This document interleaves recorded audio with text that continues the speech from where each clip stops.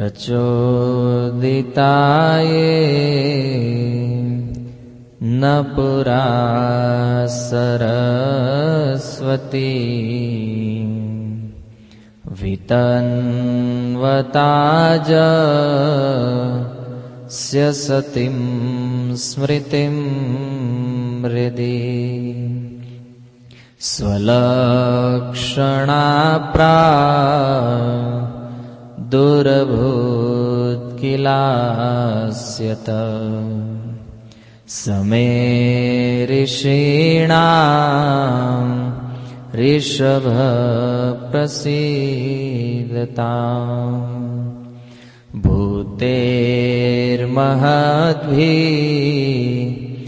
यैमा पुरो विभो निर्मायशेते यदमुषु पुरुषः भुङ्क्ते गुणांशो दशषोडशात्मक सोऽलङ्कृचिष्ट भगवान् वचांसि मे। हरे कृष्णा हरे कृष्णा हरे कृष्णा हरे राम राम राम हरे हरे।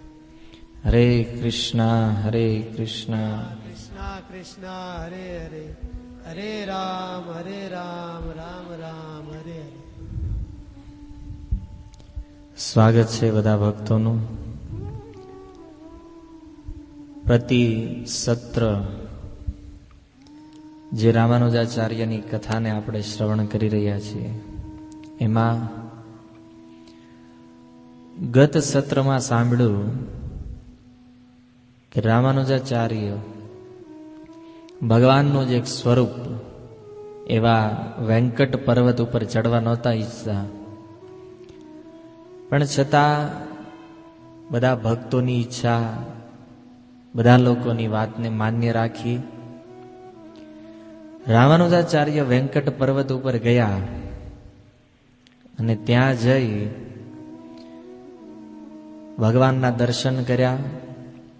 અને દર્શન કર્યા બાદ એ વેંકટ પર્વત ઉપરથી જ્યારે નીચે ઉતરતા હતા તો રસ્તામાં એમને યામુનાચાર્યના એક બહુ મહાન શિષ્ય શ્રી શૈલપૂર્ણનું દર્શન થયું. શૈલપૂર્ણ સાથે કંઈક આધ્યાત્મિક ચર્ચા કર્યા પછી એ રામાનુજાચાર્યએ એ જ શૈલપૂર્ણ પાસેથી ભગવાન રામની જીવન લીલાઓ, ભગવાન રામની કથા જે રામાયણમાં વર્ણિત છે એ રામાયણને 1 વર્ષ સુધી સાંભળી. અને 1 વર્ષ પછી જ્યારે વિદાય લેવાનો સમય થયો ત્યારે વિદાયના રૂપમાં એ પોતાના ભાઈ ગોવિંદને ત્યાંથી સાથે લઈને નીકળ્યા. અને ગોવિંદ એક અદ્ભુત પાત્ર, એના જીવનની અનેક ઉલટી સીધી ઘટનાઓ આપણે જોઈ કે શાસ્ત્રના બહુ મોટા મોટા સિદ્ધાંત જે છે એ સિદ્ધાંતોને પોતાના જીવનની કોઈક નાની નાની વાતથી એ લોકો પ્રગટ કરે છે. જેમ કે ગોવિંદ ગુરુની પથારી ઉપર સૂઈ જતા, ક્યારેક સાપના મોઢામાં હાથ નાખે, ક્યારેક કોઈ વેશ્યાઓના ઘરની બહાર બેસીને રામાયણનો પાઠ સાંભળે. અદ્ભુત જીવન ચરિત્ર હતું એ ગોવિંદનું. કહેવાનું તાત્પર્ય એ છે ભક્તો કે આ સંસારની અંદર જે વૈષ્ણવો છે એ વૈષ્ણવોને કોઈ વ્યક્તિ જો સામાન્ય માનતા હોય, કોઈ સામાન્ય ગણતા હોય, કારણ કે આ સંસારના લોકોની જોવાની દ્રષ્ટિ જે છે એ દ્રષ્ટિ બાહ્ય દ્રષ્ટિ છે. વ્યક્તિ જો પોતાની આંતરિક દ્રષ્ટિથી જોવે તો જ વૈષ્ણવોના ક્રિયાકલાપને સમજી શકે. રામાનુજાચાર્યના અનેક શિષ્યો ગોવિંદની આ વાતને નહોતા સમજી શકતા. અને એમાંય ગોવિંદે જ્યારે કીધું કે મારી સેવાના વખાણ થવા જોઈએ, ત્યારે તો એ બધાને થયું કે એક વૈષ્ણવ થઈને પોતાની પ્રશંસા કરાવવા માંગે છે. પણ જ્યારે એણે ખુલાસો કર્યો, ચોખવટ કરી, ત્યારે ખબર પડી કે વાસ્તવમાં ગોવિંદ એક બહુ મહાન ભક્ત છે. કારણ ચૈતન્ય મહાપ્રભુ કહે છે કે વૈષ્ણવેર ક્રિયા મુદ્રા વિજ્ઞ ન બુજાય. વૈષ્ણવો ક્યારે શું કાર્ય કરે છે એ સામાન્ય વ્યક્તિની સમજમાં ક્યારેય નથી આવતું. કારણ કે વૈષ્ણવ જે છે એ ભૌતિક વ્યક્તિના મન અને બુદ્ધિથી બહારની વાત છે. કોઈ વ્યક્તિ એમ કહેતા હોય કે હું વૈષ્ણવને જાણું છું અથવા હું વૈષ્ણવને સમજી રહ્યો છું, તો એ વાત બિલકુલ અસત્ય છે. કારણ વૈષ્ણવને સમજવા ભગવાનને સમજવા બરાબર છે. અને ગોવિંદે આ બધા સિદ્ધાંતોને એ પોતાના જીવનની જે વિચિત્ર ઘટનાઓ છે એનાથી શાસ્ત્રના ગૂઢ સિદ્ધાંતો પ્રગટ કર્યા. વચ્ચે એવું બન્યું કે ગોવિંદને રામાનુજાચાર્યે કાંચીપૂર્ણના કહેવાથી એને પાછા મોકલી દીધા. પાછા મોકલ્યા તો શૈલપૂર્ણ એ ગોવિંદને પાછા મોકલ્યા રામાનુજાચાર્ય પાસે. અને આવી રીતે ગોવિંદ હંમેશા માટે રામાનુજાચાર્ય પાસે રહી ગયા. આટલી કથાઓને આપણે ગત સત્રમાં શ્રવણ કર્યું, પણ અનેક સિદ્ધાંતોને જોતા આ ઘટનાઓમાં જોયું કે મુખ્ય વસ્તુ એ છે ભગવાન અને ભગવાનના ભક્તોની સેવા કરવી જોઈએ. કારણ કે જ્યાં સુધી ભગવાન અને એમના ભક્તોની સેવા કરવામાં નહીં આવે ત્યાં સુધી જીવ ક્યારેય મુક્તિના પથ ઉપર આગળ ન વધી શકે. કોઈ પણ વ્યક્તિ આ સંસારમાંથી જો મુક્ત થવા ઈચ્છતા હોય તો એને મુક્ત થવા માટે સૌ પ્રથમ ભગવાનની સેવા કરતા પહેલા ભગવાનના ભક્તોને સમજવા પડશે. અને ભક્તને જો કોઈ વ્યક્તિ ન સમજી શકે તો માની લેજો આ સંસારમાં એ વ્યક્તિ ક્યારેય મુક્તિને પ્રાપ્ત નહીં કરી શકે. મુક્તિ અર્થાત ભગવાનની પ્રાપ્તિ કરવી. કારણ કે ભગવાન કરતા પહેલા ભગવાનના ભક્તને જો પ્રસન્ન કરી લેવામાં આવે તો ભગવાન આપોઆપ પ્રસન્ન થઈ જાય છે. આવું શાસ્ત્રનું કહેવું છે. ભગવાન પ્રસન્ન થઈ જાય. પણ આપણું કર્તવ્ય છે ભક્તોને સમજવા. ભક્તિ આ સંસારમાં અનેક લોકો કરે છે, પણ બધા લોકો ક્યાંક ને ક્યાંક ફસાઈ ગયા છે. કોઈ વ્યક્તિ શાસ્ત્રના મતમાં ફસાઈ ગયા છે, કોઈ વ્યક્તિ ભક્તના આચરણમાં ફસાઈ ગયા છે, ભક્તને સમજવામાં ભૂલ કરી છે, કોઈ વ્યક્તિઓ મેનેજમેન્ટમાં ફસાયેલા છે. પ્રત્યેક જગ્યાએ વ્યક્તિ ફસાઈ ગયો છે. તો પ્રશ્ન થાય કે આ બધી વસ્તુ તો અનેક ભક્તો કરે છે, મેનેજમેન્ટ કરે છે, ભક્તોની સેવામાં આ તે જગ્યાએ શાસ્ત્રનું અધ્યયન કરે છે, તો એને ફસાઈ ગયા એમ કેવી રીતે કહેવાય? માની લો કે કોઈ વ્યક્તિ કૃષ્ણના પ્રચાર માટે મેનેજમેન્ટ કરતો હોય અને કૃષ્ણ પ્રચાર માટે કરવામાં આવેલું મેનેજમેન્ટ જ્યારે એ વ્યક્તિ એમ માને કે આ મારું છે, ત્યારે એ વ્યક્તિ મેનેજમેન્ટમાં ફસાઈ જાય છે. કોઈ વ્યક્તિ કૃષ્ણની પ્રાપ્તિ માટે જ્ઞાન પ્રાપ્ત કરે, પણ એ જ્ઞાન પ્રાપ્ત કર્યા પછી જો એનામાં અહંકાર આવી જાય, જ્ઞાન આવે એટલે જો અહંકારની પ્રાપ્તિ થાય તો સમજી લેવું જોઈએ કે જ્ઞાન પોતાની પ્રસિદ્ધિ માટે પ્રાપ્ત કરી રહ્યો છે, પોતે બહુ મોટા ફેમસ થાય એટલા માટે. ઘણા લોકો અનેક પ્રસિદ્ધિઓની અંદર ફસાયેલા છે. કારણ કે વૈષ્ણવને સમજવામાં આ લોકોએ ભૂલ કરી છે.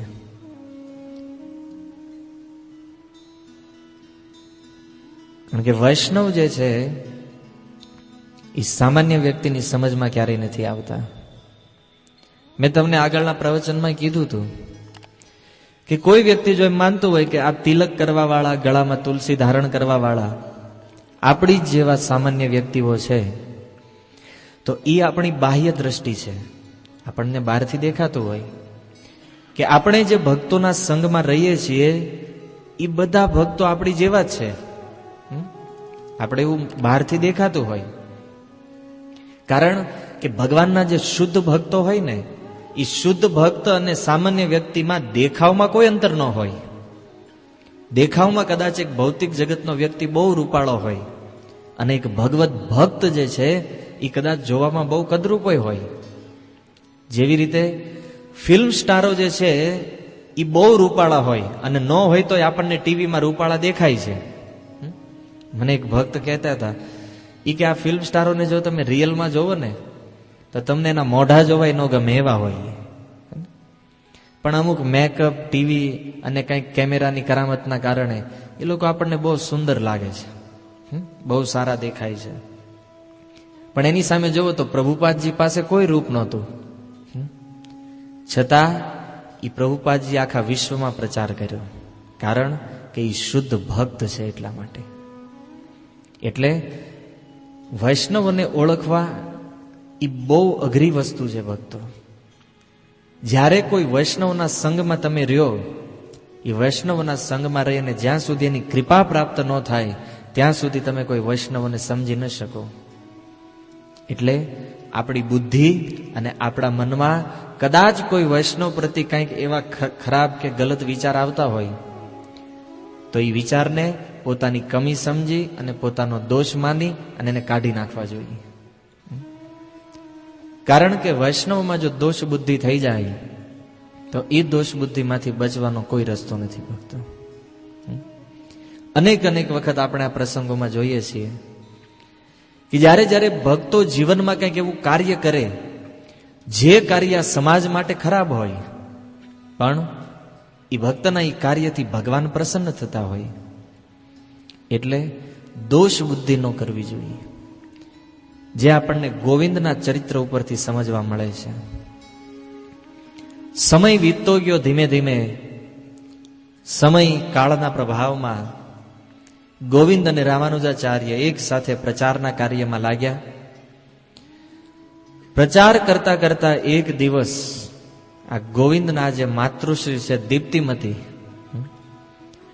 એ દીપ્તિમતી રામાનુજાચાર્યની પાસે આવ્યા. રામાનુજાચાર્યની પાસે આવીને કીધું, રામાનુજ, આ ગોવિંદ જે છે એ ગોવિંદ ગૃહસ્થ છે, એની પત્નીને હું વર્ષોથી મારી સાથે રાખું છું. હવે હું વૃદ્ધ થઈ ગઈ છું, મારી ઉંમર એટલી બધી છે નહીં કે હું પરિવારની સંભાળ રાખી શકું. તો તમે ગોવિંદને કહો કે એ પોતાનું ગૃહસ્થ જીવન સ્વીકાર કરે. કારણ કે એણે લગ્ન તો કર્યા છે, પણ જ્યારથી એણે લગ્ન કર્યા છે ત્યારથી લઈને આજ સુધી એની પત્નીને હું સાચવું છું. મારી ક્ષમતા જ્યાં સુધી હતી ત્યાં સુધી મેં એનું પાલન કર્યું છે, પણ પત્નીનું પાલન કરવું આખરે પતિનું કર્તવ્ય છે.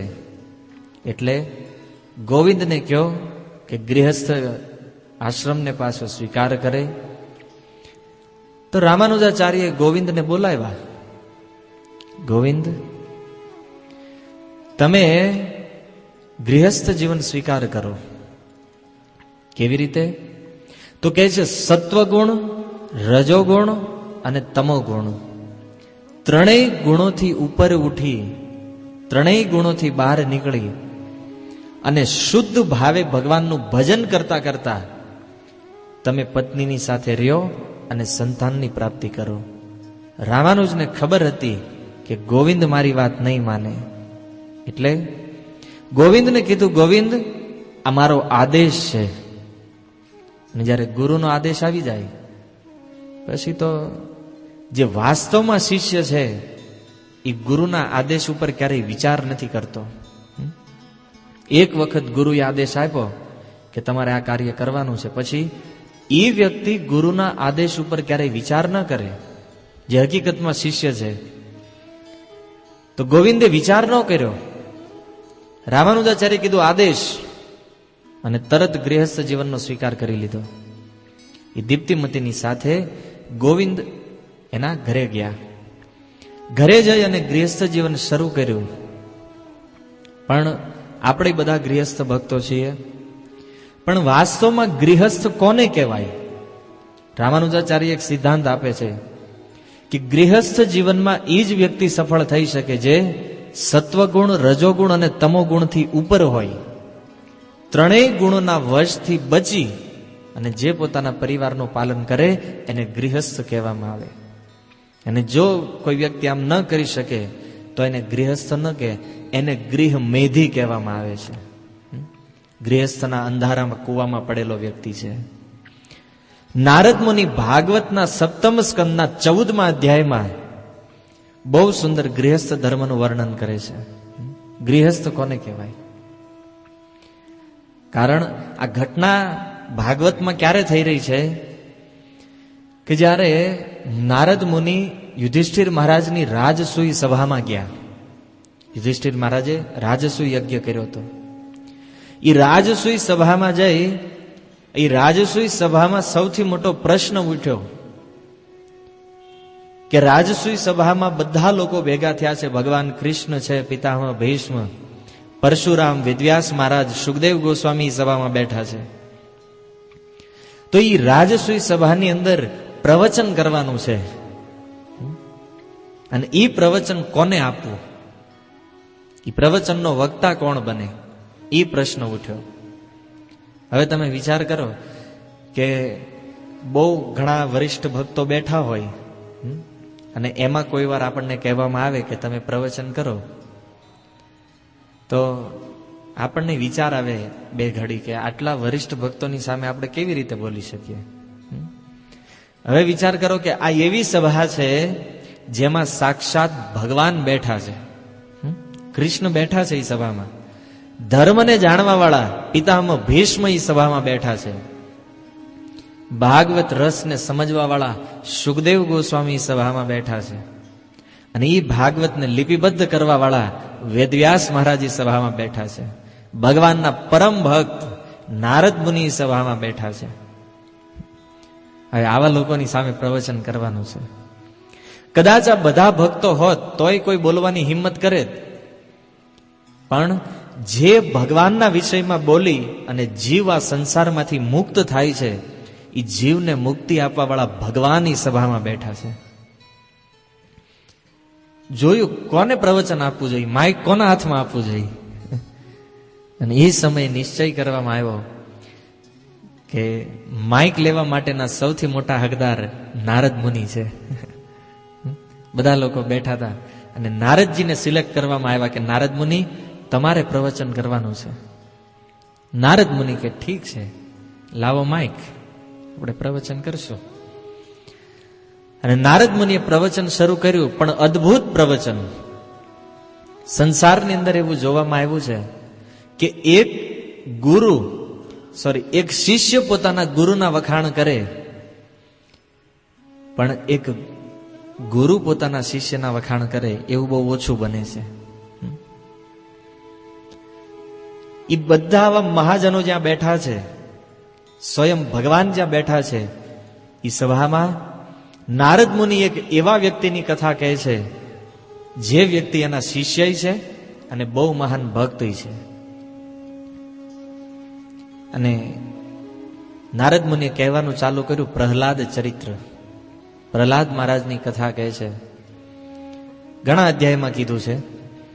એ પ્રહલાદજીની કથાને પૂર્ણ કર્યા પછી નારદ મુનિ 4 આશ્રમ અને 4 વર્ણ વિશે કહી રહ્યા છે. સૌથી પહેલા બ્રહ્મચારી આશ્રમનું વર્ણન કર્યું કે બ્રહ્મચારી રહેવા વાળા વ્યક્તિએ શું કરવું જોઈએ.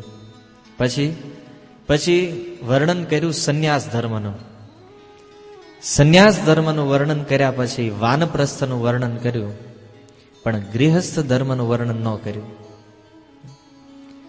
તો ગૃહસ્થનું વર્ણન જ્યારે ન કર્યું, એ સમયે યુધિષ્ઠિર મહારાજ 2 હાથ જોડી નારદ મુનિને પ્રાર્થના કરે છે, પ્રભુ તમે 3 આશ્રમનું વર્ણન કર્યું અને બતાવ્યું કે આ 3 આશ્રમમાં રહેવા વાળા વ્યક્તિઓ ભગવાનની પ્રાપ્તિ કરે, પણ કે છે ગૃહસ્થ એતામ પદવીમ વિધિના એન ચ અંજસા યાતિ દેવ ઋષેબ્રિહી મા દૃશો ગૃહ મુડ્ઢી. કે આ 3 આશ્રમમાં રહેવા વાળા વ્યક્તિઓ સંસારમાંથી મુક્ત થઈ જાય, પણ કે છે મા દૃશ્ય ગૃહ મુડ્ઢી, મારી જેવો જે ગૃહસ્થમાં ફસાયેલો વ્યક્તિ છે એને મુક્ત થવા શું કરવું જોઈએ. આને કહે છે વૈષ્ણવનો સ્વભાવ. યુધિષ્ઠિર મહારાજ એમ નથી કહેતા કે આ સંસારની અંદર જે ફસાયેલા લોકો છે એને પોતાનું ઉદાહરણ આપીને કહી રહ્યા છે, મા દ્રિશો, મારી જેવો જે મૂઢ વ્યક્તિ છે એને બહાર નીકળવા શું કરવું જોઈએ? વૈષ્ણવોની મહાનતાનો વિચાર કરો ભક્તો. જેની સાથે કૃષ્ણ 24 કલાક રહે છે, એ યુધિષ્ઠિર મહારાજ પોતાને મૂઢ મૂર્ખ ગણાવી રહ્યા છે કે મારી અંદર કોઈ બુદ્ધિ નથી, મારી અંદર કોઈ ક્ષમતા નથી, હું મૂઢ વ્યક્તિ છું, મૂર્ખ છું. એના ઉત્તરમાં નારદ મુનિ કહે છે કે હે રાજન, ગૃહેશ્વ સ્થિતો રાજન ક્રિયા કુર્વન ગૃહોચિતા. સૌથી પહેલા જે વ્યક્તિએ ગૃહસ્થ આશ્રમ સ્વીકાર કર્યો છે એને ગૃહસ્થમાં જ રહેવું જોઈએ. આ નારદ મુનિનો પહેલો ઉપદેશ છે.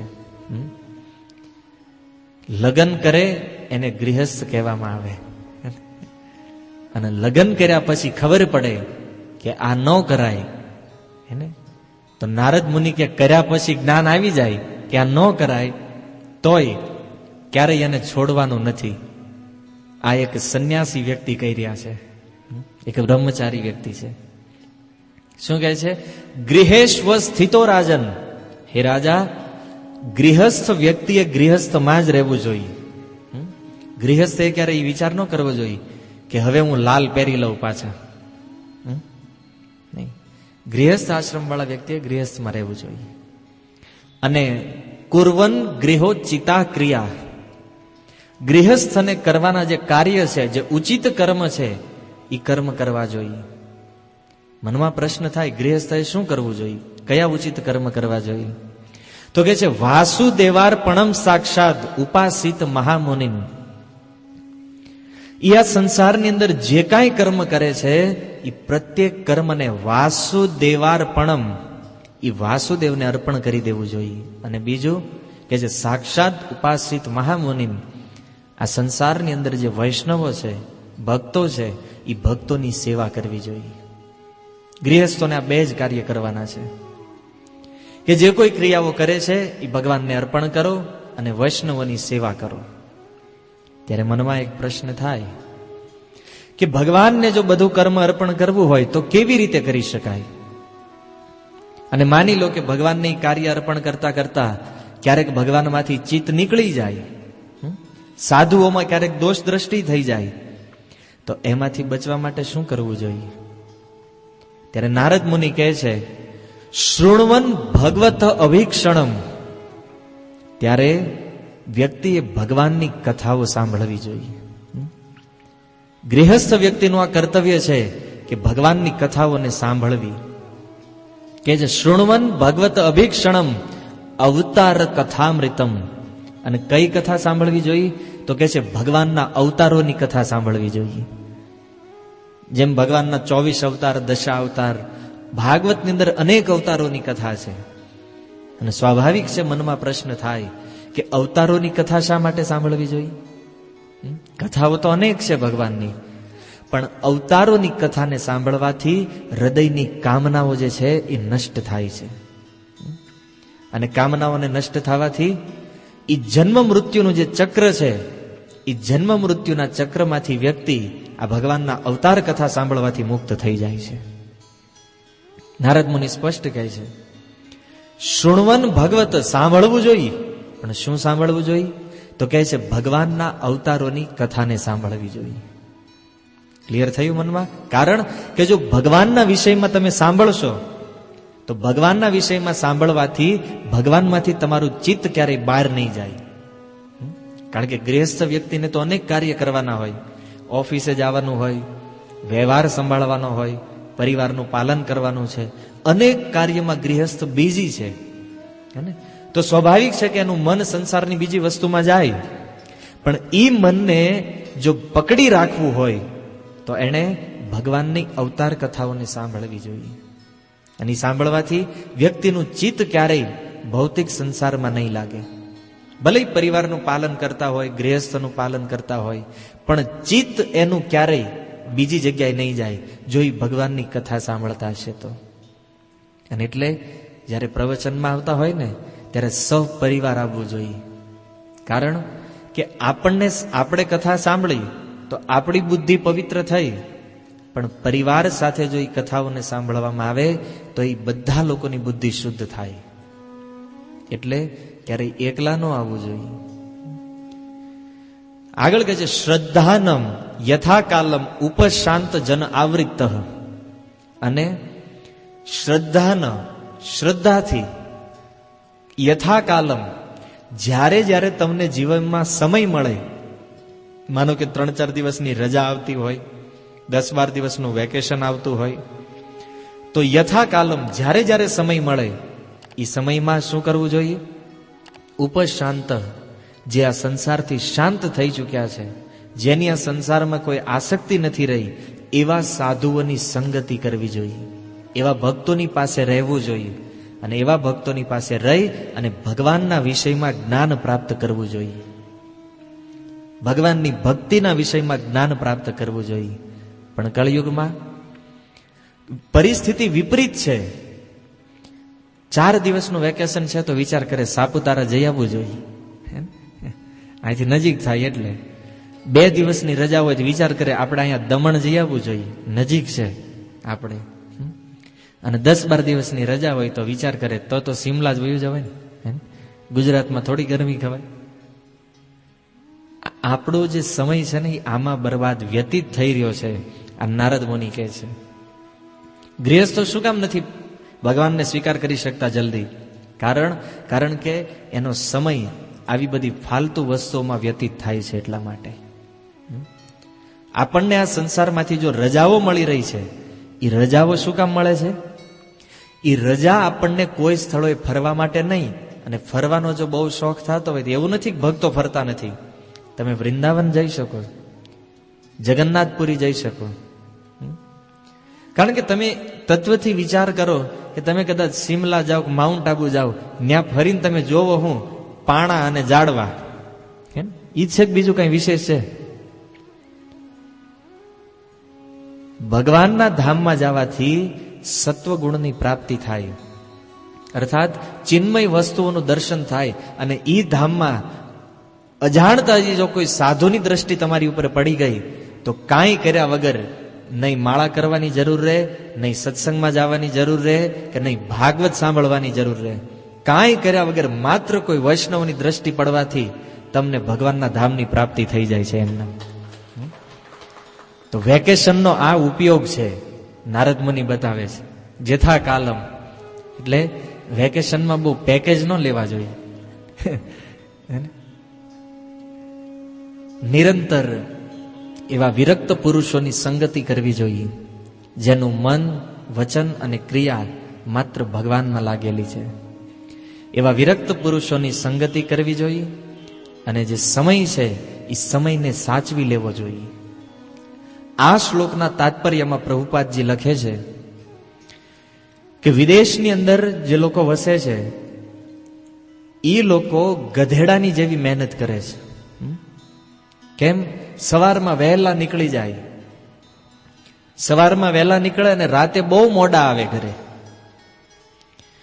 અને પછી બાકીનો જે સમય વધે એ સમય યાત્રામાં વિતાવે છે.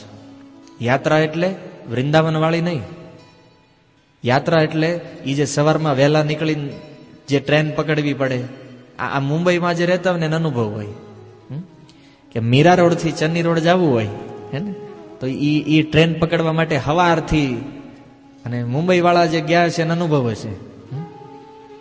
આપણે જે માંસ ખાવા વાળા જે લોકો હોય ને એની પાસે એક મરઘા ગાડી હોય, તમે જોઈએ છે, એમાં બધી મરઘી પૂરેલી હોય. પણ એ મરઘા ગાડીમાં તે એક મુરગી માટે એક ચોરસ બ્લોક હોય કે એક બ્લોકમાં એક જ મરઘી.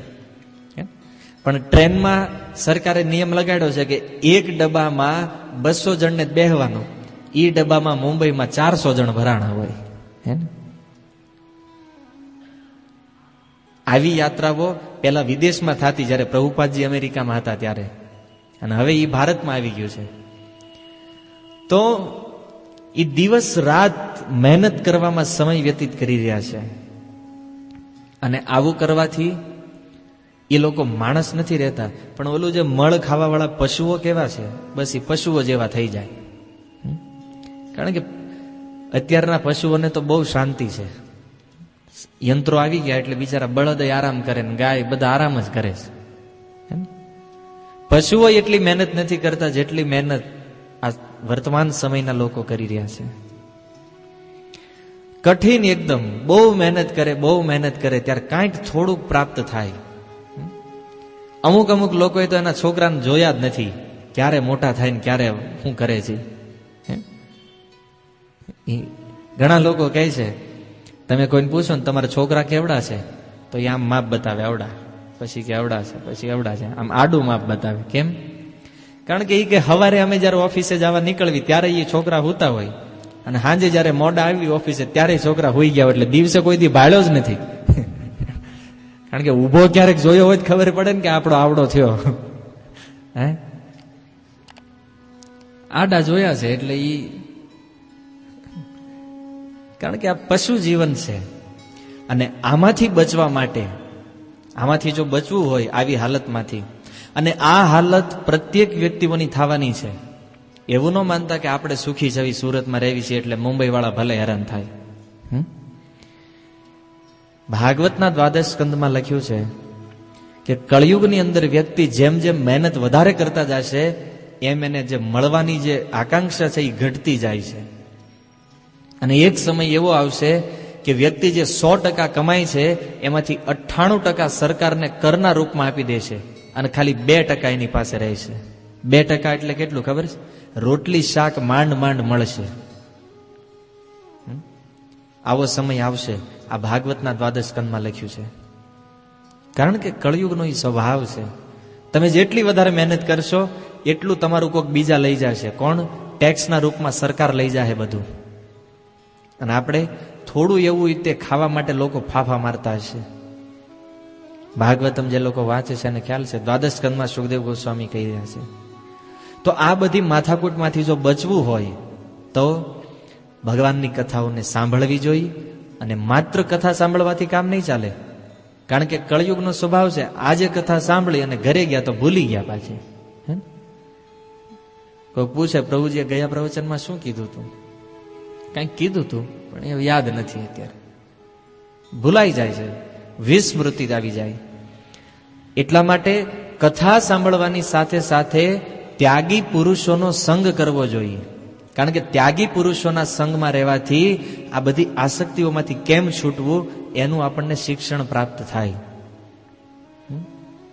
બહુ સુંદર શબ્દ લખી રહ્યા છે, ત્યાગી પુરુષોના સંગમાં રહેવું જોઈએ. એવા નહીં જે લોકો ભોગ કરી રહ્યા છે.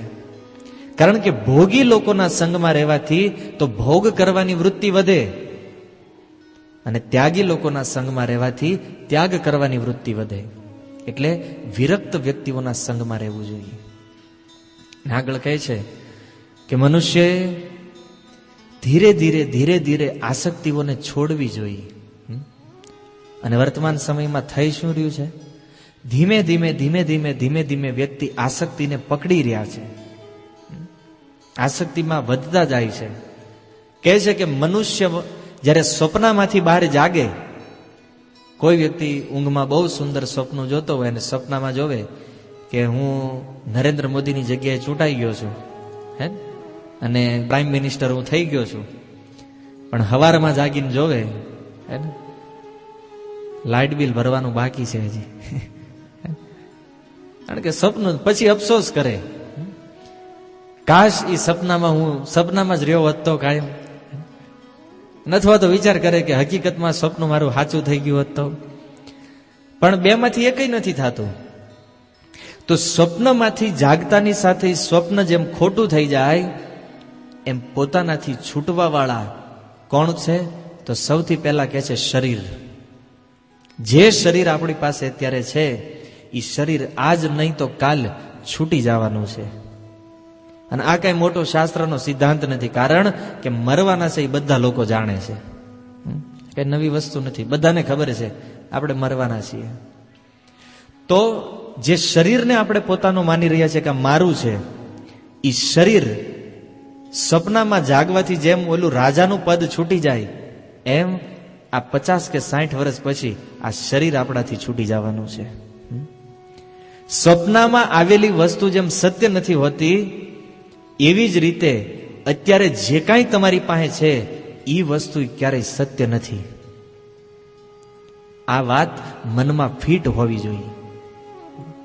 જેને આપણે પોતાનું માની રહ્યા છે, આજ કોઈનું કાલે છૂટશે, કોઈનું 10 વર્ષ પછી, કોઈ 20, કોઈ 50 કે 60, પણ છૂટવાનું છે બધાનું. કોઈની પાસે રહેવાનું નથી. કારણ કે મૃત્યુ આ જગતનું સનાતન સત્ય છે અને એ સત્યને કોઈ બદલી ન શકે. સપનામાંથી બહાર આવેલો વ્યક્તિ એમ કે નહીં, મારે સપનામાં જ રહેવું છે, અને એ વ્યક્તિને આપણે જે મૂર્ખ કહેવી, એમ વર્તમાન સમયની અંદર રહેવાવાળા લોકો જો શરીરને પોતાનું માનતા હોય તો એ વ્યક્તિ મૂર્ખ છે કે આ મારું શરીર છે. બીજું, પત્ની જે છે એ હંમેશા માટે નથી રહેવાની. એ પત્ની આજે નહીં તો કાલે છૂટવાની છે.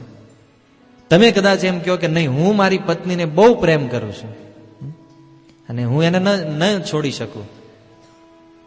ઘણા લોકો નથી છોડી શકતા, કારણ કે પ્રભુજી ક્યારેક કથામાં આવ્યા હોય ને રસ લાગ્યો હોય, પત્નીને કે તું આવ ને સત્સંગમાં, એને તો પત્ની કે આપણે આવવું નથી, મારે નથી આવવું અને તમારે જવાનું નથી, હે ને. એટલે ઓલા ભાઈ તો બિચારા બેહી જાય છાના માના. શું કરે? કારણ પત્નીને છોડી નથી શકતા, અને પત્નીને નથી છોડી શકતા એટલે સત્સંગ અને કથાઓને છોડી દે છે. આ કળિયુગના લોકોનો ત્યાગ બહુ ઊંચો છે ભક્તો. હે, કથા ભલે છૂટી જાય, ભગવાન ભલે છૂટી જાય, પણ પત્ની તો નો જ છૂટવી જોઈએ. હે, ગમે એટલો પ્રેમ કરે, પણ કે છે ને, રૂમની અંદર પત્ની સાથે સૂતા હોય ને અચાનક પત્નીનું મૃત્યુ થઈ જાય, ક્યારેય પત્ની છોડીને વહી જવાની છે ખબર નહીં રહે. તમે કદાચ ચાહો કે ન ચાહો, એ પત્ની છૂટવાની છે. અને ત્રીજું કે છે પુત્ર આદિ, માને તમારા જે સંતાનો છે એ સંતાનો તમારાથી છૂટી જવાના છે. કેવી રીતે છૂટશે? જ્યારે જ્યારે એ પુત્રના લગ્ન થશે, અને લગ્ન થઈ અને જ્યારે એ પોતાની પત્ની સાથે ઘરમાં આવશે, ત્યારે માતા પિતાને કાઢી મૂકશે. અને કદાચ કોઈ પિતૃભક્ત હોય, માતા પિતાને બહુ માનવા વાળા હોય, તો મૃત્યુ આવે ત્યારે પણ એ પુત્રથી વિયોગ થવાનો છે, એ નિશ્ચિત છે. બહુ સુંદર સિદ્ધાંત મને મગજમાં આવે છે કે હરે કૃષ્ણ વાળા ભક્તો કદાચ ઘરે આવ્યા હોય અને એમ કે તમારો જે પુત્ર છે ને ભગવાનની સેવામાં લગાડો, અથવા તો તમારા પુત્રને બ્રહ્મચારી બનવાની શિક્ષા આપો, તો કહે છે નહીં, અમારો છોકરો બ્રહ્મચારી શું કામ બને? અમારો છોકરો સાધુ નહીં બને, અમારો છોકરો મંદિરમાં નહીં રહે, આટલું મોટું ધન છે, ઘર છે, સંપત્તિ છે, અમારો છોકરો ભીખ માગીને જીવન વિતાવે? એ છોકરો કદાચ ભીખ માગે કે ન માગે, તમે એને આજ તમારા પરિવારથી છૂટો કરવા નથી માગતા, પણ માની લો કે એ જ પુત્ર 10 દિવસ પછી મરી જાય તો તમે કદાચ ચાહો કે ન ચાહો, એ છૂટવાનો છે, એ નિશ્ચિત છે. પુત્રની આસક્તિ છૂટવાની. અને આદિ એટલે આવી જે કાંઈ વસ્તુ તમારી આસપાસ છે એ બધી વસ્તુ એકના એક દિવસ છૂટી જવાનું છે. કેવી રીતે? તો કહે છે સ્વપ્નની જેમ. સ્વપ્નું જેમ આંખ ખુલતાની સાથે ખોટું થઈ જાય, એમ આ આત્મા જ્યારે આ શરીરમાંથી બહાર નીકળે ત્યારે આ સંસાર એવી રીતે મિથ્યા થઈ જાય છે, એક સ્વપ્નની જેમ. તો મર્યા પછી છોડવાનું છે, અને મર્યા પહેલા તમારી પાસે છે એટલે એમ માનો છો કે એ આપણું છે. તો મર્યા પછી જો આ વસ્તુ છૂટવાની જ હોય તો પછી એને અત્યારથી છોડવાનો પ્રયાસ કરવો જોઈએ કે નહીં? શું કહો છો? અત્યારથી ધીમે ધીમે એને છોડવાનો પ્રયાસ કરો તો જીવનમાં જ્યારે અચાનક તમારી પાસેથી છૂટી જાય ત્યારે તમને દુઃખ નહીં લાગે. નહીતર પછી મરી જાય ત્યારે રોઈને તૂટી જાય.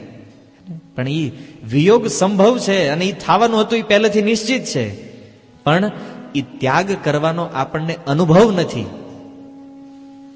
એટલે પહેલા આગળના શ્લોકમાં નારદ મુનિએ કીધું કે ત્યાગી વ્યક્તિના સંગમાં રહેવું જોઈએ. કારણ કે ત્યાગી વ્યક્તિના સંગમાં રહેવાથી આપણને ત્યાગ કરવાનું શીખવા મળે. તો એ પત્ની, પુત્ર, શરીર જ્યારે છૂટવાનું છે તો એમાંથી આસક્તિ ધીમે ધીમે ઓછી કરવી જોઈએ. અને એ આસક્તિ ઓછી ત્યારે થાય જ્યારે વ્યક્તિ સત્સંગમાં જાય. નારદ મુનિ કહે છે કે એ આસક્તિને સત્સંગ દ્વારા જ ધીમે ધીમે ધીમે ધીમે કાપી શકાય, બાકી કોઈ વ્યક્તિ આ આસક્તિને ક્યારેય છોડી નહીં શકે. કોઈ નથી છોડી શકવાના. પણ આમાંથી જો મુક્ત થવું હોય તો સત્સંગનો આશ્રય લેવો પડશે, ભગવાનના ભક્તોના સંગમાં રહેવું પડશે. ત્યારે ધીમે ધીમે ધીમે ધીમે એ ઘરમાંથી આસક્તિ આપણી છૂટી જશે. અને જ્યારે આપણે એ ઘર પરિવારને એક સાથે મૂકવાનું થશે ત્યારે આપણને દુઃખ નહીં લાગે અને ઘરવાળાઓને દુઃખ નહીં લાગે. જો ત્યાગ કરતા શીખ્યા હશું, સત્સંગમાં ક્યારેક ગયા હશું તો. નહીતર તો દુનિયા આખી રોવે છે અને તમારે રોવાનું છે. કારણ કે મરવું એ ભૌતિક જગતના લોકો માટે એક બહુ ભયંકર પરિસ્થિતિ છે, મરવાની સ્થિતિ જે છે એ. પણ વૈષ્ણવો માટે તો મૃત્યુ એક મોટો ઉત્સવ છે. કારણ કે ઓલાને ખબર છે કે આપણે તો નરકની કન્ફર્મ કપાવી છે, એની ટિકિટ કન્ફર્મ જ હોય ને નરકની, કારણ કે એને કેવા કર્યા હોય પોતાને જ ખબર હોય. એટલે મરતી વખતે એને ભય લાગે છે કે હવે હું નરકમાં જવાનો છું. અહીંયા ભલે ગામમાં કહેતા ફરતા હોય નરક જેવું કાંઈ છે નહીં, સ્વર્ગ નરક બધું અહીંયા છે, પણ એ મર્યા પછી જવાનું છે, કારણ કે સામે દેખાતું હોય કન્ફર્મ.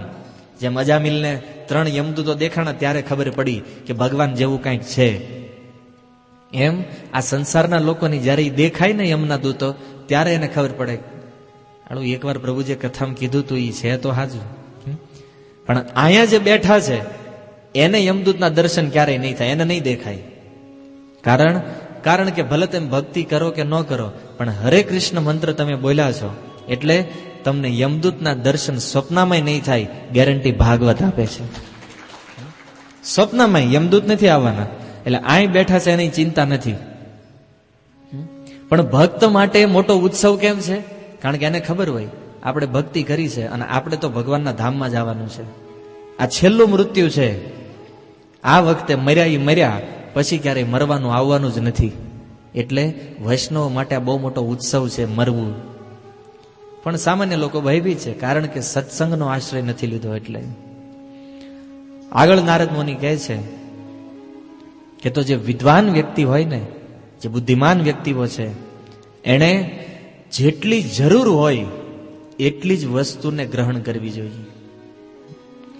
ઘર ચલાવવા માટે, તમારું શરીર ચલાવવા માટે, તમારો વ્યવહાર ચલાવવા માટે કે તમારા સમાજમાં રહેવા માટે તમારે જેટલી વસ્તુની જરૂરિયાત છે એટલી જ વસ્તુ ગ્રહણ કરવી જોઈએ. અને માની લો કે કોઈ વ્યક્તિ એમ કે તો અમારી પાસે તો ઘણું બધું છે. નારદ મુનિ કહી રહ્યા છે કે જરૂર હોય એટલું જ લેવું જોઈએ, કારણ કે શરીર અને ઘરમાં વિરક્ત થઈ અને અનુરાગીની સમાન એ મનુષ્ય લોકમાં મનુષ્ય જેવો વ્યવહાર એને કરવો જોઈએ. કોઈ વ્યક્તિના મનમાં પ્રશ્ન થાય કે અમારી પાસે તો બહુ સંપત્તિ છે, તો બહુ સંપત્તિ જેની પાસે છે એણે એ સંપત્તિને ભગવાનની સેવામાં લગાડવાની છે. માની લો તમારી જરૂર કરતા તમને વધારે મળ્યું હોય તમારા કર્મના ફળથી, તો આપણી જે વધારાની જે આવક છે, વધારાની જે ઇન્કમ છે, એને ભગવાનની સેવામાં લગાડવી જોઈએ. કોઈ વ્યક્તિને એમ થાય કે આ લોકોને જરૂર હશે ડોનેશનની, એટલે પ્રભુજી કહે છે, આ નારદ મુનિ કહે છે ભાગવતમાં કે જરૂર કરતા વધારે સંપત્તિ તમને મળી છે તો એ સંપત્તિનો ભગવાનની સેવામાં ઉપયોગ થવો જોઈએ. અને નહીં કરો તો નારદ મુનિ કહે છે કે એ ચોર છે. કારણ ભગવાને એને જે સંપત્તિ આપી છે એને જરૂર પૂરતી વાપરવાની છૂટ છે, પણ જરૂરિયાત કરતા વધારે જ્યારે ભોગમાં લગાવે છે ત્યારે નારદ મુનિ ભાગવતમાં એને ચોર કહી રહ્યા છે. તમારે વાંચવું હોય તો ભાગવતના 7મ સ્કંદના 14મા અધ્યાયમાં આ વાતને તમે વાંચી શકો છો. નારદ મુનિ કે ચોર છે અને એની એને સજા મળશે. કારણ કે તમે ભોગ કરશો તો કર્મનું બંધન લાગશે, અને બંધન લાગશે તો એ બંધનના ફળ સ્વરૂપ આપણને સજા મળવાની છે. એટલે તો વ્યક્તિ વિચાર કરે શું કરવું જોઈએ. જરૂર હોય એટલું લેવાનું છે, વધારાની આવક રાખવાની નથી, ભગવાનની સેવામાં લગાડવાની છે. પણ કોઈ વ્યક્તિ એમ વિચાર કરે તો આવી પરિસ્થિતિમાં ઘરમાં કેમ રહેવું? ત્યારે કહે છે કે અંદરથી વિરક્ત રહેવાનું છે. તમારી અંદર કદાચ ગમે એટલો મોટો વૈરાગ્ય હોય, પણ પણ એ વૈરાગ્યને બહાર નથી દેખાડવાનો. અંદરથી વિરક્ત, પણ બહારથી તો લોકોને એમ જ લાગવું જોઈએ કે આપણો જ માણસ છે. વ્યવહારમાં જાઓ, લગ્ન પ્રસંગમાં જાઓ, તમારા સંબંધીઓને ત્યાં જાઓ, પરિવાર વાળાને એમ લાગવું જોઈએ કે આ વ્યક્તિ આપણો જ છે. પણ તમારી અંદર જે વૈરાગ્ય છે એ વૈરાગ્યને ક્યારેય બહાર ન દેખાડવો જોઈએ. અંદરથી વિરક્ત અને બહારથી સામાન્ય વ્યક્તિની જેમ રહેવું જોઈએ. ભાઈ, બંધુ, માતા, પિતા, પુત્ર, મિત્ર અને બીજા લોકો જે કે જેવી તમારી પાસેથી અપેક્ષા રાખતા હોય એ વસ્તુ તમારે કરવી જોઈએ, અને અથવા એનું સમર્થન કરવું જોઈએ. ગમે એ વસ્તુ આપણાથી મોટા વ્યક્તિ ચાહે છે, હા પાડી દો, હા હું કરીશ. માની લો કે કોઈ બે ભાઈ રહેતા હોય, એક નાનો ભાઈ હોય ને એક મોટો ભાઈ હોય. હવે મોટો ભાઈ નાનાને એમ કે તારે સત્સંગમાં નથી જવાનું, તારે ધંધામાં ધ્યાન રાખવાનું છે. તો શું કરવું? તો એને એમ ન કહેવાય કે નહીં, સત્સંગમાં તો હું જવાનો જ છું, બાકી ધંધો થવો હોય થાય, ન થવો હોય કાંઈ નહીં. આવો જવાબ ન આપવો જોઈએ. નારદ મુનિ શીખવાડે છે. શું કહેવું જોઈએ? સારું, હું ઓફિસે જઈશ, સત્સંગમાં નહીં જાઉં, પણ ઓફિસે જવાનું, સત્સંગમાં જવાનું. કરવાનું કયું? જે આપણા મનમાં છે એ. પણ જે લોકો તમારી પાસે અપેક્ષા રાખે છે એ કામય કરવાનું સાથે. પણ તમારી અંદર જે મૂળ ભક્તિની ભાવના છે એ ભાવના ક્યારેય તૂટવી ન જોઈએ. માની લો કે તમારા પિતાજી તમારી પાસેથી અપેક્ષા રાખતા હોય કે તમે ધંધો કરો, તો ઓફિસે જવું જોઈએ. જે લોકો આપણા ઘરના ચાહે છે એ બધી વસ્તુ કરવી જોઈએ. તો કદાચ પ્રશ્ન થાય કે તો ઘરવાળા મોટી નુકસાની કરતા હોય તો હે ને? ક્યારેક એવું બને કે આપણાથી મોટા જે છે એ લોકો જે ડિસિઝન લેતા હોય અને એમાં તમને ખબર છે કે લાખો રૂપિયાની નુકસાની દેખાય છે, તો શું કરવું જોઈએ? તો નારદ મુનિ કહે છે એનું સમર્થન જ કરવું જોઈએ. તો ઓલી નુકસાની થાય છે એનું શું? નુકસાની થાય તો થવા દેવી જોઈએ, પણ એને એમ ન કહેવાય તું આ ન કરતો. હવે આ વાત કદાચ અમુક લોકોના મનમાં નહીં બેહતી હોય, પણ નારદ મુનિ ભગવાન કૃષ્ણની સામે આ બોલી રહ્યા છે. આ પ્રવચન થઈ રહ્યું છે રાજસૂય સભામાં. નારદ મુનિ કહે છે ઘરના લોકો ચાહે એવી રીતે કાર્ય કરો, પણ કરવાનું છે ઈ જે તમારા મનમાં છે. તમને કોઈ પૂછે આમ કરવાનું છે? હા. આ નથી કરવું? ના. આમ કરવાનું છે? હા. બધાનું સમર્થન. કોઈને તમારી વાતથી ખોટું ન લાગવું જોઈએ ઘરમાં, પણ કરવાનું કયું? જે તમે ચાહો છો. અને આવું કરવામાં શ્રીધર સ્વામી આ પ્રશ્ન ઉઠાવ્યો છે કે આવું કરવાથી કદાચ ધનની હાનિ થાય તો, સંપત્તિમાં લોસ થતો હોય તો? નારદ મુનિ કહે છે થઈ જવા દેવો જોઈએ. કરોડો રૂપિયાનું નુકસાન થતું હોય તો એ નુકસાનને થઈ જવા દેવું જોઈએ. તો પ્રશ્ન થાય કે તો સંપત્તિ આવશે ક્યાંથી? ધન ક્યાંથી મળશે જો આપણે નુકસાન થઈ જવા દેવું તો? તો નારદ મુનિ કહે છે દિવ્યમ ભૌમમ ચ અંતરિક્ષમ વિત્તમ અચ્યુત નિર્મિતમ. ભગવાને આ સંસારમાં પ્રત્યેક જીવો માટે ધનની વ્યવસ્થા કરી છે. બધા લોકો પાસે 3 રસ્તેથી ધન આવે છે, 3 જગ્યાએથી પૈસા આવે છે. ક્યાંથી? તો કહે છે દિવ્યમ ભૌમમ ચ અંતરિક્ષમ. દિવ્યમ માને વરસાદ દ્વારા. સંસારમાં વરસાદ પડે તો જો આપણે જીવન ચલાવવા માટે જે કાંઈ અનાજ ખાઈએ છીએ એ અનાજ જો વરસાદ જ ન આવે તો એ અનાજ ક્યાંથી પ્રગટ થાય? તો એ ધન છે ને. કારણ કે જે શરીરને ટકાવવા માટે જે વસ્તુની જરૂર છે એ વસ્તુ વરસાદના કારણે પૂરી થાય છે. તો પ્રથમ ધન પ્રાપ્ત થાય છે વરસાદથી. બીજું કહે છે ભૌમમ અર્થાત ભૂમિમાંથી. આ જે જમીન છે એ જમીનમાંથી જે વસ્તુ પ્રાપ્ત થાય છે, અર્થાત હીરા. ડાયમંડનો ધંધો કરો છો ને આપણે બધા, એ હીરા ક્યાંથી આવે છે? હીરા જમીનમાંથી આવે છે. હવે તમે એક બુદ્ધિથી વિચાર કરો કે તમારી પાસે હીરા આવે છે, એ હીરા મફતના છે, એકદમ મફતના છે હીરા. કોઈ વ્યક્તિ કહે છે પ્રભુજી સાઈડના ભાવ તો બહુ વધે છે, હે ને, અને તૈયારના નથી વધતા. પણ વિચાર કરો, તમે માર્કેટમાંથી કોઈની પાસેથી હીરા ખરીદો છો તો તમને પૂછે કે ઈ વ્યક્તિ હીરા ક્યાંથી લાવ્યો? તમે કહેશો પ્રભુજી ઈ મુંબઈથી લાવ્યો. તમે પૂછો કે મુંબઈ વાળો હીરા ક્યાંથી લાવ્યો? તો કહે છે કે નહીં, ઈ બેલ્જિયમથી હીરા લાવ્યો છે. બેલ્જિયમ વાળાને જઈને પૂછો તમે હીરા ક્યાંથી લાવ્યા? તો કે અમે ડીટીસી માંથી લાવ્યા. અને ડીટીસી વાળાને જઈને પૂછો તમે હીરા ક્યાંથી લાવ્યા? તો કે અમે ખાણમાંથી હીરા લાવ્યા. અને ખાણ વાળાને જઈને પૂછો કે આ ખાણમાં તે વાવ્યા હતા હીરા? ભગવાન ઈ હીરા ખાણમાંથી આપી રહ્યા છે બિલકુલ મફતમાં. ભગવાને કોઈ ચાર્જ નથી લીધો. પણ આ જીવોની મૂર્ખતા જુઓ, ઈ ખાણમાંથી હીરા ઉપાડીને અહીં ભારતમાં આવે અને આપણે ઈ હીરાને એક જગ્યાએ બીજી જગ્યાએ ફેરવવી, એમાં કેટલાને છેતરવી અને એમાં આપણે પૈસા કમાવી છીએ ને આપણે આપણી જાતને બહુ મોટા બુદ્ધિમાન માનવી છે કે આની જેટલી બુદ્ધિ તો કોઈને નહીં. 12,000 નો માલ 18,000 પકડાવી દીધો. આ આપણી બુદ્ધિ છે.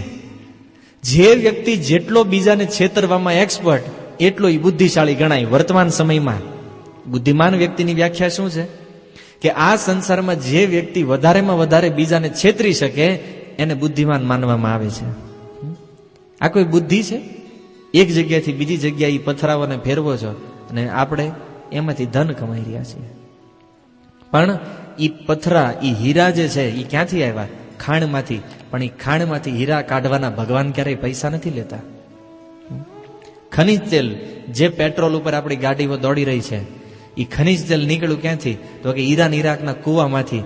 પણ ઈરાન ઈરાકના બાપાના છે કુવા? ઈ કુવા, ઈ જમીનમાં પેટ્રોલ નાખ્યું કોણે? ભગવાને. પેટ્રોલ ગમે એટલું કાઢો, ભગવાને કોઈ દી ટેક્સ માંગ્યો? ઈ લોકો ભલે આપણી પાસેથી પૈસા લે છે પણ ભગવાન કોઈ દી કોઈની પાસે ટેક્સ નથી લેતા. જે ઘરાણું પહેરીને આપણે સુશોભિત લાગવી છે, સોનું ક્યાંથી નીકળે છે? આ જમીનમાંથી. કહેવાનું તાત્પર્ય નારદ મુનિનું એ છે કે અનેક પ્રકારનું ધન આ પૃથ્વીના પેટાળમાં પડ્યું છે. એ ધન ભગવાન દ્વારા નિર્માણ કરવામાં આવ્યું છે અને એ લોકો એ ધનને પ્રાપ્ત કરી અને બધા પોતાનું જીવન ચલાવી શકે. અને ત્રીજું કહે છે કે માની લો વરસાદથી ન આવ્યો ને જમીનમાંથી ન મળ્યું તો ત્રીજો રસ્તો નારદ મુનિ કહે છે ચ અંતરિક્ષમ. તો ધન આકાશમાંથી આવે છે. આકાશમાંથી કેવી રીતે?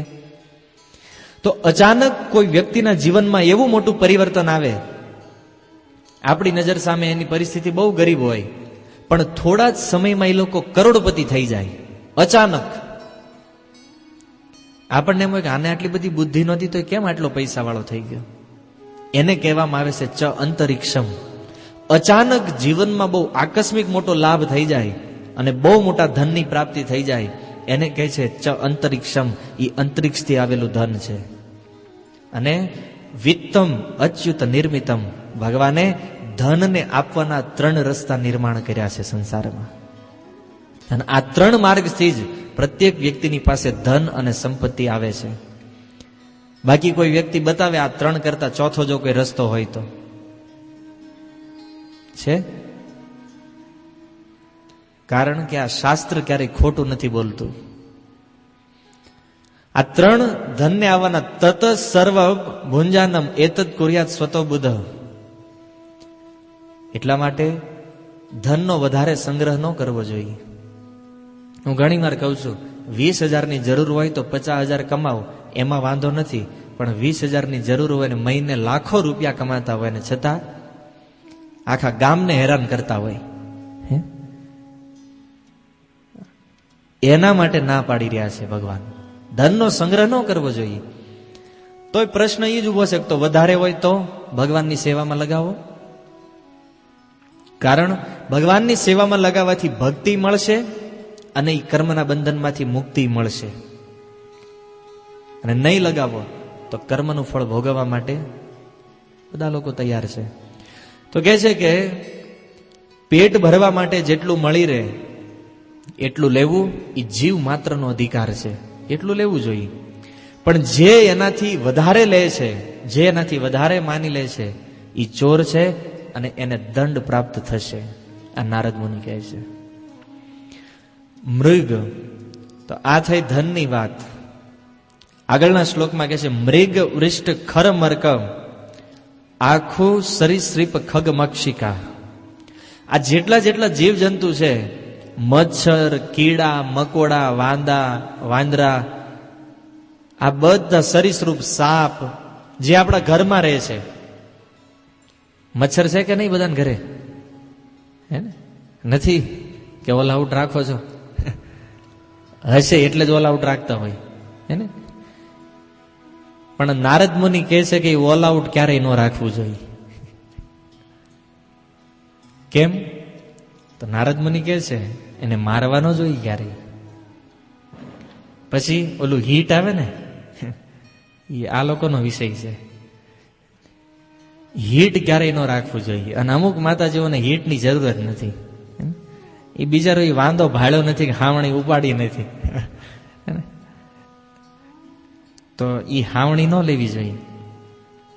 નારદ મુનિ ના પાડે છે. તો આ બધાને શું કરવું જોઈએ?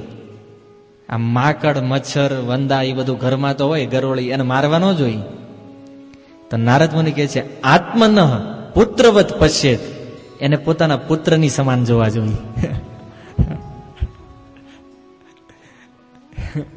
અઘરો વિષય છે આ. શું છે? આત્મન પુત્રવત પશ્યે તે એશામ અંતરમ ક્રિયત. હૃદયથી એને પુત્રની સમાન પ્રેમ કરવો જોઈએ અને એનું પાલન કરવું જોઈએ. તો એમ થાય ઘર મચ્છરથી ભરાઈ જાય. આ વંદા, આ ગરોળી, આ તો ઘર આખું ભરાઈ જાય કીડા મકોડાથી.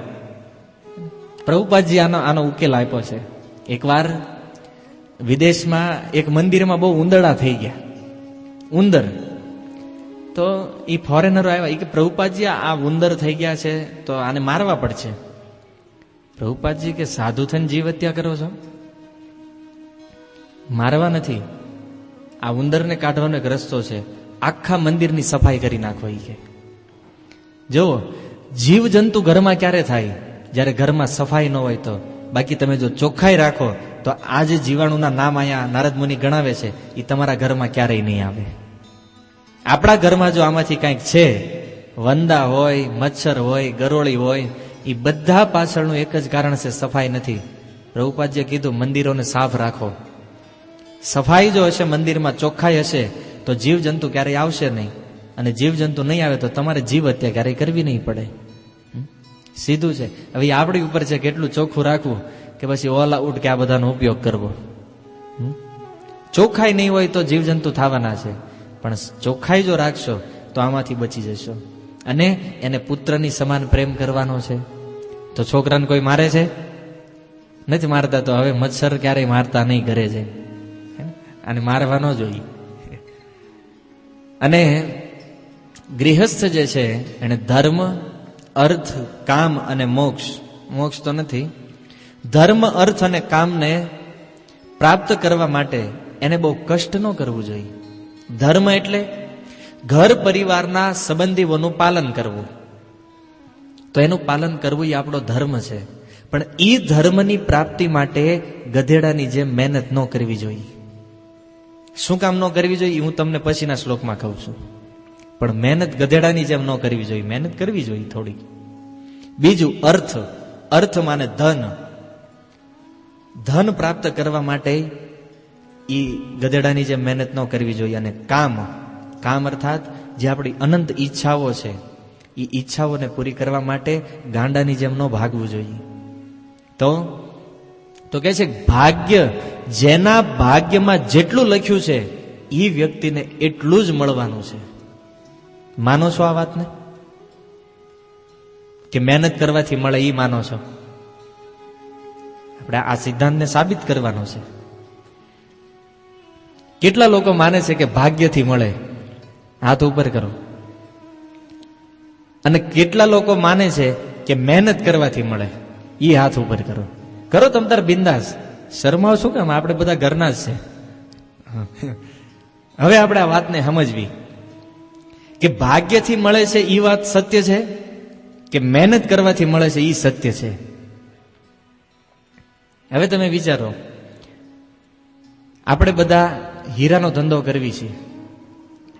હીરાની ઓફિસમાં આપણે બેઠા હોય, દલાલ આવે, પેકેટ લઈ જાય અને ફોન ઉપર પાલટીયારે વાત કરો તમારો ધંધો થઈ જાય એટલે 5-10 લાખ રૂપિયા તમે ફોન ઉપર રળી લ્યો છો. સાચું છે ખોટું? રળવી છે કે નહીં? હે?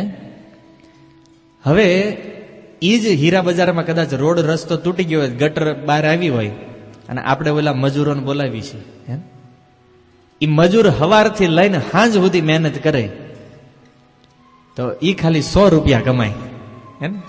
અથવા 200 રૂપિયા કમાતો હોય. આપણે એસીમાં બેઠા બેઠા એક ફોન ઉપર લાખો રૂપિયા કમાવી છે અને ઓલો હેઠે આખો દી તડકામાં મહેનત કરતો હોય છતાં એને 200 રૂપિયા મળે છે. જો મહેનતથી ધન પ્રાપ્ત થતું હોય તો આપણી કરતા એને વધારે મળવા જોઈએ કે નહીં? કેમ લાગે છે? હે? અહીંયા આપણે લલિતા ચોકડી આગળ કેટલા મજૂરો બેસે છે, સવારથી સાંજ સુધી પાવડા તગારા લઈને મથતા હોય અને આપણે એસીમાં બેઠા બેઠા ફોન ઉપર કમાતા હોય. મહેનતથી જો વધારે મળે તો એ હીરાવાળા કરતા મજૂરો પાસે પૈસા વધારે હોવા જોઈએ. પણ પરિસ્થિતિ કંઈક ઉલટી છે. આપણે જાજુ કમાવી છે ને ઓલા મહેનત કરે તોય ઓછું કમાઈશ. હીરાનો કારીગર ગમે એવો એક્સપર્ટ હોય, શેઠ કરતા એને વધારે ખબર પડતી હોય, પણ છતાં એ ઘઉંમાં વાળો ઘયા જ કરે આખી જિંદગી. અને ઓલા શેઠ એ ખાલી ટીવીમાં બેઠા બેઠા જોતા હોય ઘાટ વાળા શું કરે, તળિયા વાળા શું કરે, મથાળા. એ આખા કારખાનાને અત્યારે કોમ્પ્યુટર સિસ્ટમ આવી છે ને, તો એ ખાલી ફેક્ટરીને જોતા હોય એક સીટ ઉપર બેઠા બેઠા આરામથી. તો મહેનત કરવાથી જ મળે તો શેઠ કરતા કારીગરને વધારે મળવું જોઈએ કે નહીં?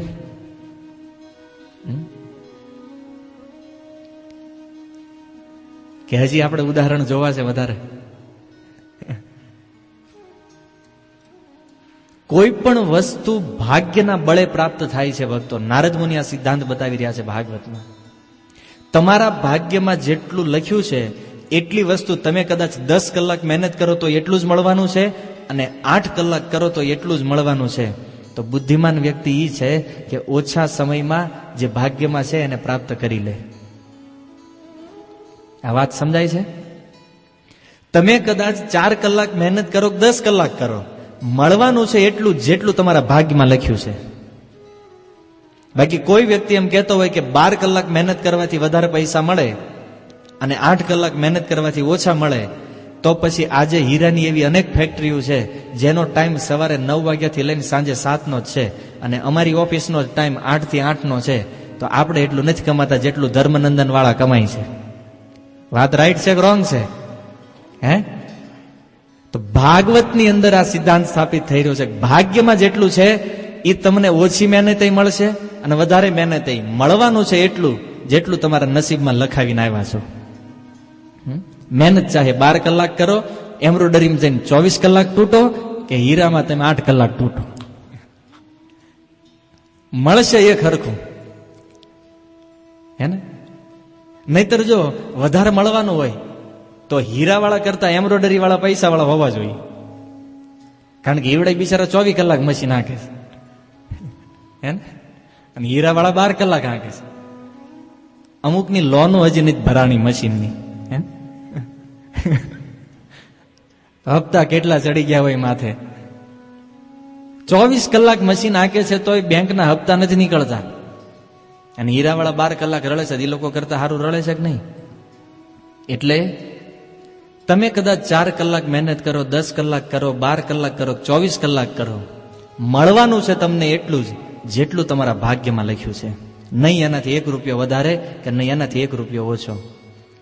અમે જયારે ભણતા તો સંસ્કૃતમાં એક સુભાષિત આવતું કે પ્રત્યેક વ્યક્તિએ પુરુષાર્થ કરવો જોઈએ. કારણ કે સૂતેલા સિંહના મોઢામાં ક્યારેય હરણા આવીને નથી બેસતા. સિંહ ભલે જંગલનો રાજા હોય, શિકાર કરવા તો એને જવું જ પડે.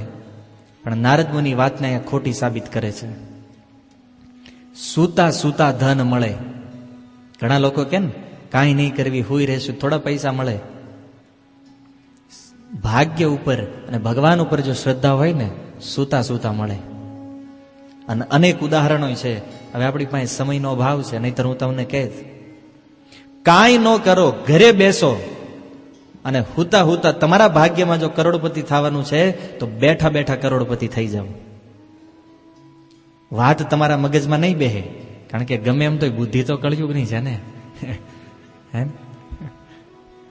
બાકી ભાગવતમાં પ્રમાણ છે, જે વસ્તુ ભાગ્યમાં નિર્ધારિત છે એ મળવાનું છે, પણ એના માટે પુરુષાર્થ કરવો જોઈએ. કેટલો? તો જેટલો તમારા ભાગ્યને પ્રાપ્ત કરવામાં જરૂરી છે એટલો, એનાથી વધારે નહીં. અને વધારે કદાચ કરશો તો શ્રમ એવ હિ કેવલમ, એ માત્ર મહેનત તમારી નકામી જાય છે. માનો તમારા ભાગ્યમાં જે લખ્યું છે એ પ્રાપ્ત કરવા માટે તમારે 4 કલાકની જ મહેનતની જરૂર છે, અને તમે કદાચ 10 કલાક મહેનત કરો તો ઉપરના 6 કલાક જે છે એ તમારા વેસ્ટ જ જાય છે. સમજાય છે? કારણ કે આપણે બધા વેપારી માઇન્ડ વાળા છીએ, એટલે આ તો આપણને બહુ સારું સમજાય. હે તો ભાગવતનો સિદ્ધાંત મગજમાં આવે કે નહીં, બાકી આ ખબર પડી ગઈ. એટલે નારદ મુનિ કહી રહ્યા છે કે જે આપણને મળ્યું છે એ અનુસાર ભોગ કરવો જોઈએ, ધર્મ, અર્થ અને કામને પ્રાપ્ત કરવા માટે. તો કહે છે કૂતરાઓ, પતિત, ચાંડાળ અને જેટલા પણ બીજા આપણાથી નિમ્ન કક્ષાના જે વ્યક્તિઓ છે, જે જીવાત્માઓ છે, આપણી પાસે જો ઝાઝી ભોગની સામગ્રી હોય તો એ પશુઓમાં એ પતિતોને, ચાંડાળોને, શૂદ્રોને વહેંચી દેવી જોઈએ. એને વહેંચતા દાન કરતા રહેવું જોઈએ. અને એકમાત્ર પોતાની પત્ની, જેવા આપણે પત્નીને એમ માનતા હોય કે આ મારી છે, એ પત્નીને હવે એનું દાન તો થાય નહીં. નારદ મુનિ કહે છે કે તમારી પાસે જેટલી વસ્તુ છે એ બધાનું દાન કરતા રહેવું જોઈએ તમારે, એ વસ્તુઓને શુદ્ધ કરવા માટે. અને ત્યાં સુધી કે પત્નીનું તે પ્રશ્ન થાય ને, પત્નીનું કેમ દાન કરવું? તો એનો રસ્તો બતાવ્યો છે કે પત્ની જે છે એને ભગવાનની સેવામાં લગાવી દો.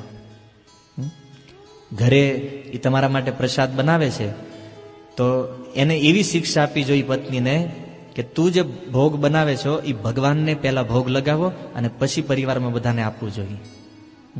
કોઈ મહેમાન અતિથિઓ ઘરે આવે છે એની સેવા કરવી જોઈએ. તો આવી રીતે પત્નીને ભગવાનની સેવામાં લગાડવાથી એ પત્નીનું દાન થયું ગણાય, આ નારદ મુનિ કહે છે. અને હકીકતમાં આ પત્નીનું દાન કીધું બધા હસવા માંડ્યા. આ હસવાનો વિષય નથી. સૂર્યવંશમાં એક બહુ પરમ પ્રતાપી રાજા થયા, 29 પત્નીઓને દાનમાં આપી દીધી. જાણો છો એ કોણ છે? રઘુ મહારાજ, જેના નામ ઉપરથી આ રઘુકુળ નામ પડ્યું છે સૂર્યવંશનું. એકવાર ભગવાન રામ ગયા વશિષ્ઠજી પાસે, અને વશિષ્ઠજીને જઈને કીધું કે આ સૂર્યવંશમાં અનેક રાજાઓ આવ્યા, બધા રાજાઓમાં બહુ મોટા મોટા રાજા થયા. ઇક્ષ્વાકુ મહારાજ, અમરીશ મહારાજ, આ બધા સૂર્યવંશના રાજાઓ છે. નહુષ મહારાજ, રઘુ મહારાજ, દશરથ. તો અને હું સ્વયં ભગવાન આ સૂર્યવંશમાં પ્રગટ થયો, છતાં કુળને રઘુકુળ શા માટે કહે છે? હવે હું ભગવાન આ કુળમાં પ્રગટ થયો છું તો આ કુળનું નામ રામકુળ થઈ જવું જોઈએ, રઘુકુળ શા માટે છે? ત્યારે વશિષ્ઠજી કહે છે તમે ભલે ભગવાન હોવ, પણ ઓલો રાવણ તમારી પત્નીને લઈ ગયો તો લેવા ઠેઠ લંકામાં ગયા, અને એ લાખ વાંદરાને હારે લઈને, લાખો વાંદરાને લઈ ગયા, ઓલાને બધાને મારીને મારીને ભૂકો બોલાવી નાખ્યો, રાવણનો તેને, રાવણની સેનાનો તેને, લંકાનો તેને, ખાલી એક સ્ત્રી માટે થઈને. આ રઘુકુળમાં જે રઘુ છે ને એને 29 પત્નીઓને બ્રાહ્મણને દાનમાં આપી દીધી હતી. એટલે આ કુળ રઘુકુળથી પ્રખ્યાત છે. અને તમે ભલે ભગવાન હોવ, એ રામકુળ ન થાય ક્યારેય. એટલે નારદ મુનિ કહે છે દાન કરવું જોઈએ પત્નીનું, અને કંટાળેલા આપી ન દેતા કોકને. કેસ આવશે અહીંયા, કારણ કે ડિસ્ટર્બ થઈ ગયા હોય અને પછી વિચાર કરે પ્રભુજીએ પ્રવચનમાં કીધું હતું ને દાન કરવું જોઈએ.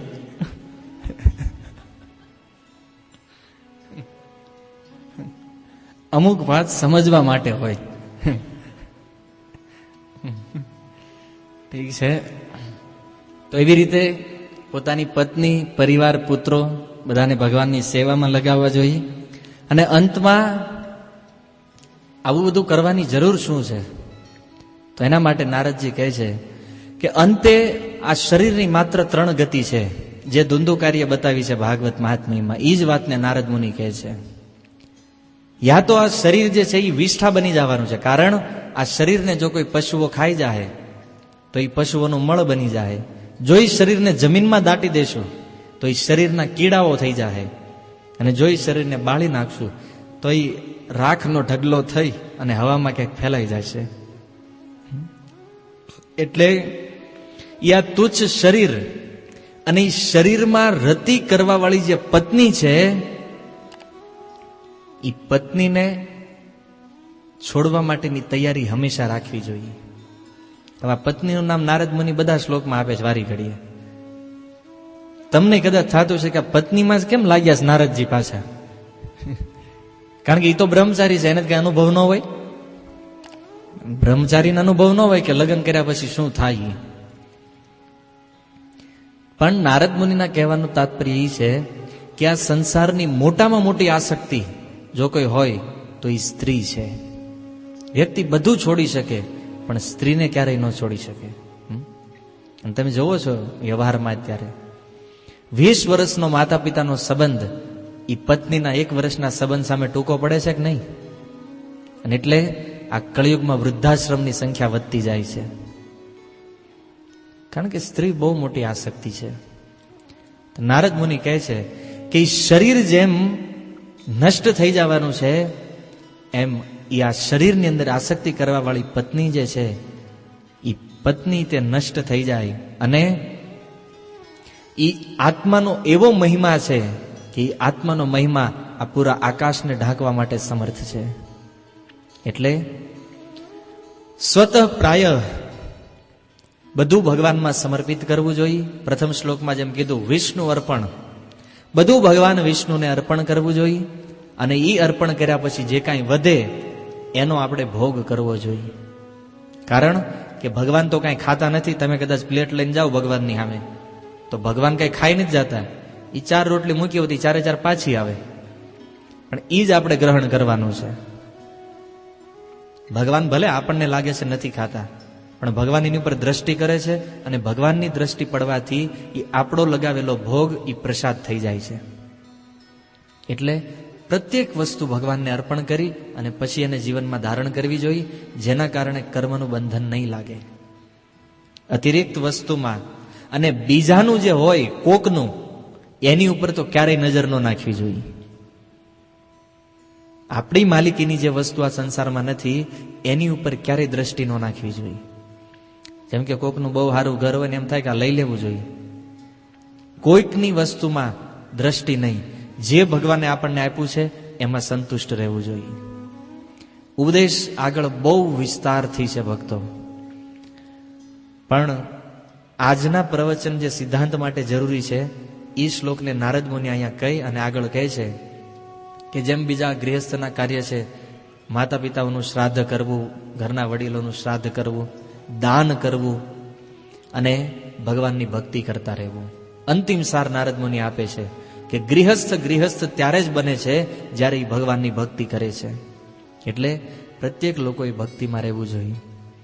રામાનુજાચાર્યનો આદેશ કહેવાનું તાત્પર્ય એ જ હતું કે ગોવિંદ તું ગૃહસ્થ ભલે થા, પણ એ ગૃહસ્થ થતાની સાથે તારે શું ધ્યાન રાખવાનું છે કે સત્વ, રજ અને તમ એ 3 ગુણોથી પરે રહી અને આ ગૃહસ્થ જીવનનો સ્વીકાર કરવાનો છે, જે આ શ્લોકો દ્વારા નારદ મુનિ બતાવી રહ્યા છે. અને આગળ કહે છે કે ગોવિંદ એ રામાનુજાચાર્યની આજ્ઞા લઈ અને ઘરે વયા ગયા. ઘરે તો ગયા, પણ આજે દીપ્તિમતી છે ને એ પાછા આવ્યા રામાનુજ પાસે. એ કે તમે આને આદેશ આપ્યો, તમારો શિષ્ય છે, તમે એને ઘરે મોકલ્યો, પણ એ એના કર્તવ્યોનું પાલન નથી કરતો.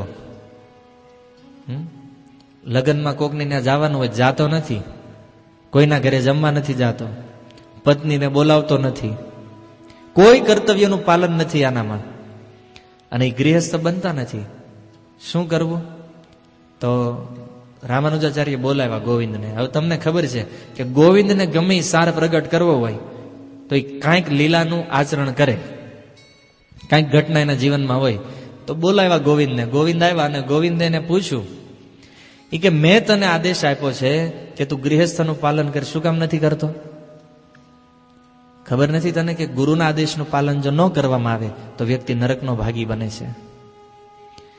તો ગોવિંદે કીધું કે તમે મને કીધું કે ત્રણેય ગુણોથી મુક્ત રહી અને તારે ગૃહસ્થ બનવાનું છે, તો હું ત્રણેય ગુણોથી મુક્ત થવાનો પ્રયાસ કરું છું, અને જેમ જેમ મારી ભક્તિ શુદ્ધ થતી જાય છે એટલે હું તમારા આદેશનું પાલન નથી કરી શકતો. કારણ કે ભક્તિ કરવી અને આસક્તિ રાખવી એ બે એક સાથે ક્યારેય સંભવ નથી. એટલે તમે કહેતા હોય તો હું ભક્તિ કરું અને તમે કહેતા હોય તો હું ગૃહસ્થ થઈ જાઉં. બોલો શું કહેવું છે? રામાનુજાચાર્ય વિચારમાં પડ્યા અને શું કહેવું, કારણ કે વાત એ સત્ય છે. તમે કોઈને એમ કહો કે ત્રણેય ગુણોથી પરે થઈને ગૃહસ્થ મારે, એ રે ગૃહસ્થમાં ક્યારે? જે ત્રણ ગુણથી પરે થઈ ગયા હોય.